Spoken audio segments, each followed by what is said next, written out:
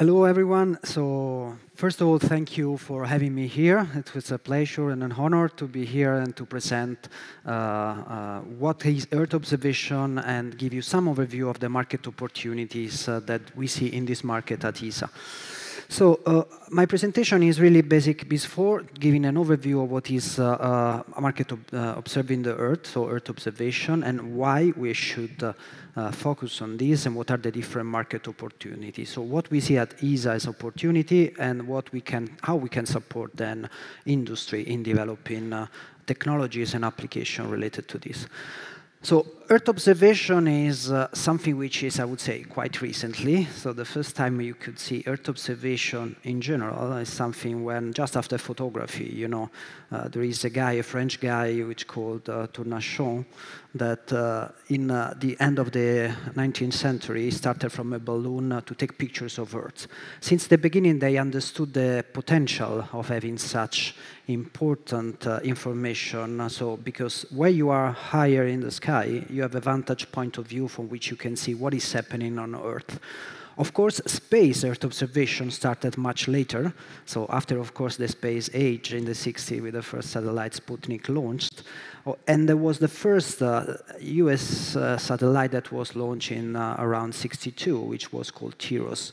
And its first application was weather. So, of course, looking what was happening for weather, you could see hurricanes and you could help people to do and to act with respect to what was happening on Earth.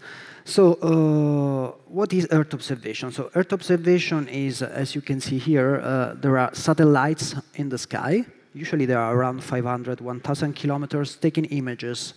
And with these images, what we do in the ground, we do a lot of applications. You can do, sea monitoring, maritime monitoring, oil spills monitoring. They usually work in constellations, so it means they're all around the Earth, and they together map the Earth on a daily basis. It means each satellite takes the pictures, and depending on how many satellites there are, we can have a full map of the Earth.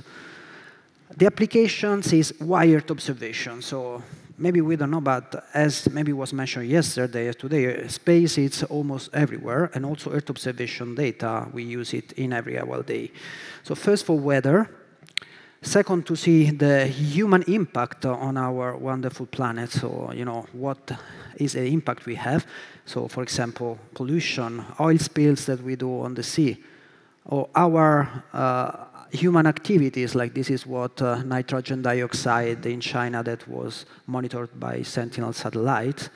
But even something which is more important, so emergencies, I don't know, fire detections. This is, for example, smoke plumes coming from California in the summer, or when there are emergencies, so in a way that actually companies who he needs to support can act, for example, in case of flooding. This is an example of a flooding in the center images here. But this is how you do that. So at ESA and in Europe, since I would say in the late 80s and the 90s, we started to develop a full constellation of institutional satellites which somehow support Earth observation data and can support this type of application. So, of course, we have at ESA three types of satellites. Science satellite that helps scientific community to develop scientific application, for example, monitoring climate change, what is happening on planet Earth. Then we have a European Commission program, Copernicus, for which ESA is developing the satellites, which, of course, is more operational. So the idea is to give free data to the community on which they can build upon services and applications. And, of course, we have meteorology, which is used everyday life to see the weather that is happening. And this, of course, gives the opportunity to map the Earth continuously and, and to create a digital map of Earth each day, which is so important because this gives, of course, it happens each few days. It means that you can see what is happening on Earth and you can continuously map and see the changes of Earth. But the most important thing that we see is, let's say, what Europe did is the Copernicus mission. So Copernicus is one of the first operational missions which is giving different type of sensor in space and give completely free data to the community. This data, it's a lot of data. At the moment, it's around more than 250 terabytes of data, which is disseminated daily to everyone, not just in Europe, but in the world. And they cover a lot of type of images, radar images, color visions, charting sea levels, and all the applications that you have seen somehow are also developed thanks to these satellites. But then something is happening in the Earth observation market. What we see is what we call the Earth observation perfect storm. Why? There is a lot of interest in the last day for many reasons. First of all, we see some major technological advancement. Major in a mean that something has happened on technology. There are lower access costs of everything, so you can actually buy commercial off-the-shelf product and use this for satellite. This was not possible before. Satellites were custom-made. Then there is the advent of better performances, lower consumptions, and different and lower costs for access to this technology.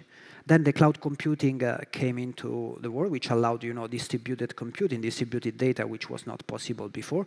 And there is huge computational power available today. I mean, the power is available, the computational power is available on ground, and is becoming also available in space more and more. And then a big change for Earth observation is artificial intelligence, and in the near future, Internet of Things in space and edge computing, so in space. Another big thing which I already mentioned before is the availability of Earth observation data, which is much more than before, thanks to richer sensor, bigger constellations. And then, this is really the big change which we see, is the new entrepreneurial spirit. So there are new space players, young people, and new entrepreneurs which are working in this sector. And they want to develop commercial constellations and downstream applications. Why? I mean, first of all, lower cost and much more money available. Now there are venture capital which are willing to invest in this, and there are also institutions like ESA and the Commission and USPA which are supporting this development. And this, of course, you have new entrepreneurial spirit, low cost, and a policy change, and also new program of the Commission which are coming towards, so the Green Deal, which they see the future of monitoring Earth and preserving what we are doing. Just to give you a bit of thinking, about the cost. So on the right side, you see a commercial satellite, which is more than 5 meters long and many tons of weight. And this is what is, and on the left side, you see another constellation coming from Planet Labs. And this is like a 3U CubeSat. 3U, it means 30 centimeters by 10, which of course has different performance with that, but you see where the technology is going. It's miniaturizing, of course, performance are different, but you see the difference of what is happening in the world. Then another changing is, of course, the access to space. So we have so many launchers, and the access to space is much lower cost. This allows companies to a fraction of the money that was possible before to launch in space. And in the graph, you can see how we're reducing, how lower is the cost, thanks to also commercial players coming in this arena. Another important thing is what is happening on the market. So for the Earth observation, you see that there are growth in the market. So the compound annual growth rate is interesting for both the data, but for the value-added services. So data is not anymore what the people want to see. The people want the information. So the services is where you can see the growth, which is 3 times higher than on the data. This coming also from an analysis done by USPA is you can see that the applications are somehow growing. They define the market segment, but you see that some are more promising than others. Like insurances and finance, we use more and more data of Earth observation. Of course, you see the impact of monitoring what is happening from space when there are disasters, when there are emergencies. This is the high potential of having this point of view in space. And just to summarize, you see what is happening with the open data. So this is some graphs of Landsat, is the US Copernicus analogous program. And you see that more and more data, these are petabytes on the left side, are downloaded each year. Of course, this because people are using this from science and for applications. And then this is also amazing. You see how many satellites related to data to be used in space are growing each year. So you see from 2030, we will have more than 800 satellites operational in space, which is somehow a complete change if you think what was in 2011, which was less than 50. And this also, you see, this is the private investment, so venture capital investment coming into space. Just last year, it reached 7 billion for the observation market, and a few years ago was 0. So this is really the perfect storm which is happening, which together with other applications like artificial intelligence will change completely the landscape. So artificial intelligence is everywhere. It's in your phone. It is in your personal assistant at home. We will be soon in the car, and is in our mission of exploration to other planets, and is in the gaming sector, and also in all the quality assurance that we use in every day for all the products we have. But why in Earth observation? Earth observation because now there are microprocessors which are specialized, so GPUs, for data and for images. And of course, there is more and more data to be used. It's impossible to evaluate so much data with only with human eyes. So of course, we need some support. And also there are better algorithms. There is open science and open knowledge, which we use more and more together with it. And this, of course, allows moving, Earth observation data that before was just for expert people to insights and information. And this is thanks to the artificial intelligence. People do not want to see the data. Maybe you want to see on Google Maps or Bing's, what is your house look like. But then you want the information like what is happening on the forest, what is happening in the wars, if there is a fire, if there is oil spills. If the insurance want to know what is happening maybe on your house after that there was a storm, if there is some claims and they can make generic estimates of what is happening. And but another important technology which we see will be also the future is the edge computing, which is really the new frontier. So the data now is downloaded to Earth, but not all the information is always used. Sometimes you have clouds, sometimes you have problems, but you want to have really real-time alerts from space. Like if a fire is happening, you want to know in real time when it's still small and you can contain. If there is some illegal activities, you want to know. And this in the future will be done with dedicated nodes, which will have artificial intelligence on board and will help to detect this type of activities. At ESA, we did it with the first satellite called FISAT-1, which was actually doing a cloud detection directly in space. And this is the first. There are many more activities on this aspect will come in the future. These are a couple of applications just to see. I mean, you can have with artificial intelligence see eyes, plastic detection. But more important, I wanted to tell you what we do at ESA and how we can support also, let's say, companies in Latvia related to this. So this is what we will present at the next ministerial. The Ministerial is a conference where we present our program, how to support European industry. And I would say that there is a Future EO, which is really the basic of science and technology development, which allow us to bring where we are.